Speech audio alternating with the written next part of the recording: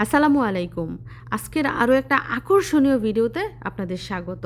তো সবার একই প্রশ্ন, আমরা সৌদি আরব কবে যাচ্ছি, কে কে যাচ্ছি, কোন ভিসায় যাচ্ছি, কত দিনের জন্য যাচ্ছি, এটা সেটা আরও কত কি। আজকে আপনাদের একটা প্রশ্নের উত্তর দিব। সেটা হচ্ছে আমরা বর্তমানে কোন ভিসায় সৌদি আরব যাচ্ছি। তো অনেকেই জানেন বর্তমানে সৌদি আরবের ফ্যামিলি ভিজিট ভিসা বন্ধ আছে, যাও দিচ্ছে 1 মাসের জন্য দিচ্ছে। তো অনেকেই ভাবছে লক্ষ লক্ষ টাকা খরচ করে 1 মাসের জন্য সৌদি আরব যাব, এর জন্য অনেকেই যেতে চাচ্ছে না কিংবা যাচ্ছেও না। এখন আমরা যে 4 জন সৌদি আরব যাচ্ছি, 4 জন কি একই ভিসা দিয়ে যাচ্ছি, নাকি এক একজন এক এক ভিসায়, নাকি 3 জন এক ভিসায় আরেকজন অন্য ভিসায়, সেগুলো একটু একটু আজকে আপনারা জানতে পারবেন। তো আমরা যে ভিসা দিয়ে যাচ্ছি সেটা বললে কি আপনারা বিশ্বাস করবেন? বিশ্বাস অবশ্যই করতে হবে। আমরা যাচ্ছি 1 বছরের ভিসা নিয়ে। হ্যাঁ, 1 বছরের ফ্যামিলি ভিজিট ভিসা, যেটাকে বলে মাল্টিপল ভিসা। এই ভিসা দিয়ে শুধু সৌদি আরব না, গলফের আরও অনেক দেশ ভ্রমণ করা যাবে।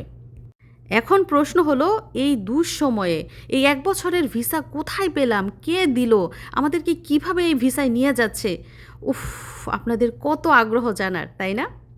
কিন্তু এই সব কিছু জানতে হলে যে আপনাদের আর কিছুদিন অপেক্ষা করতে হবে, কারণ আমি প্রমাণ সহ কথা বলবো। আগে সৌদি আরব যাই, তারপর আপনাদেরকে সব বিস্তারিত বলবো যে কিভাবে 1 বছরের ভিসা পেলাম, কিভাবে এই 1 বছরের ভিসা নিয়ে সৌদি আরব ঢুকলাম, কিভাবে বসবাস করছি। আগে প্রমাণ পাই, তারপর আপনাদেরকে সব বলবো। আপনারা একটু অপেক্ষা করেন।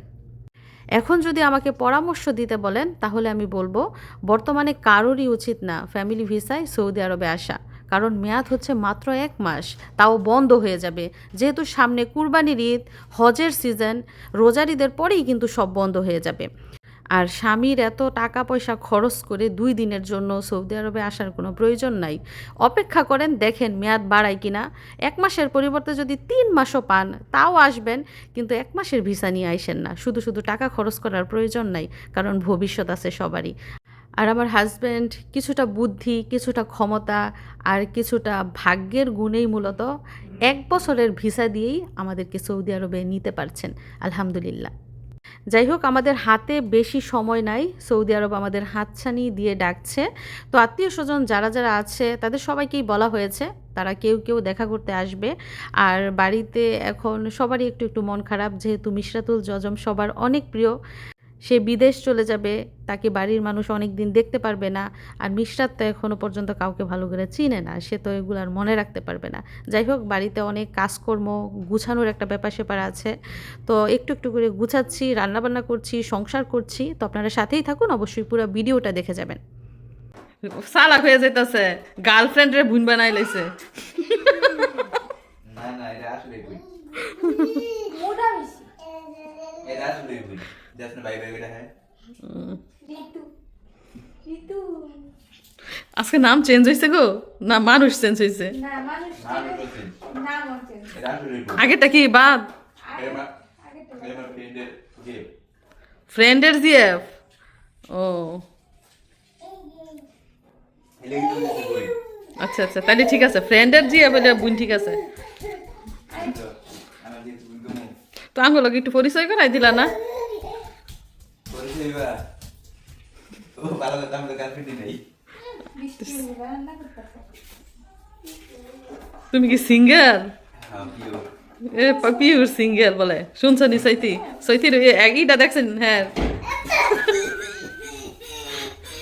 এক্সপ্রেশনটা দেখছেন নি? পরিচয় করে দিমু না সৈতির কি ছোট নাকি? হ্যাঁ আরে আমি ভাবি দেখেন গে তাহলে আমার আছে দেখে হ্যাঁ। আজ মামা দিদি আর ওসে হুম। মামি তো না শুরু তাহলে মামিটাই কেটে গেল আমার ইচ্ছা নাই ভাবি দেখেন ভালো যায় মেরে তো আগে দিয়ে দেওয়া তো ডাউন গেছে রাস্তা ক্লিয়ার করে পরে বিয়ে করবো, তাইলে আর ডাউনই লাগতো না। আল্লাহ, শোনো, ছোট আর বড় হয় না, সম্পর্ক যেহেতু ছোট হইলেও ভাবি ডাকতে হইব। এই তার বুঝ দিলাম আমি কেটে গেল সম্পর্ক তো সম্পর্কই, এলাইটার সাথে বিয়ে হইলে আছে। আর এগুলা ওই টাইম পাস করে, সিরিয়াস না। সৈদি বাপ আছে সিরিয়াস। ওই না এটা বিয়ে করে আমার মতে সমস্যা খালা তো পছন্দ না? পছন্দ কিন্তু অনেক ছোট। কিন্তু আমার পছন্দ না আপাতত। পছন্দ আছে, আমার পছন্দ আমার না। এখন বেশি attitude দেখায়। অ্যাটিটিউড ইজ ক্যারিং করতো। অ্যাটিটিউড মানে দাম দেখায় না, দয়াকার দাম হয়ে গেছে।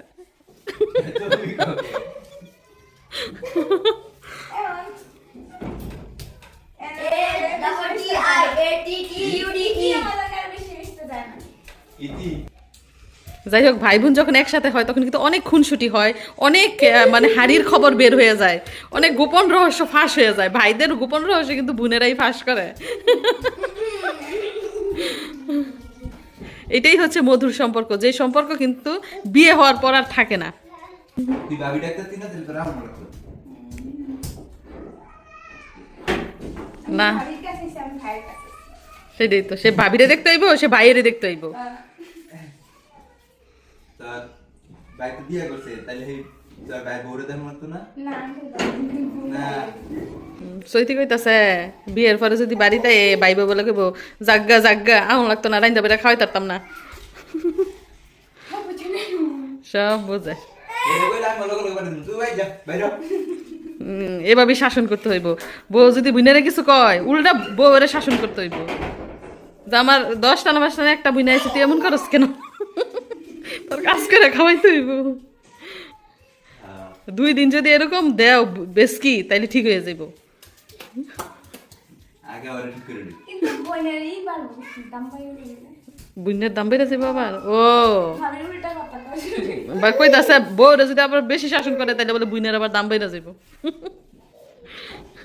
ওই আগে তুই নাম্বার না প্ল্যান করে লি। হ্যাঁ, তাহলে বউরে শাসন করে দিছ না। না, একটু করবা। একটু করবো। কি করব?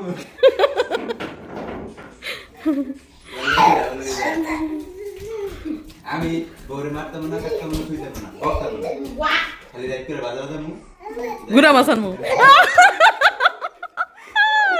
শুনছনি কিভাবে শাস্তি দিব?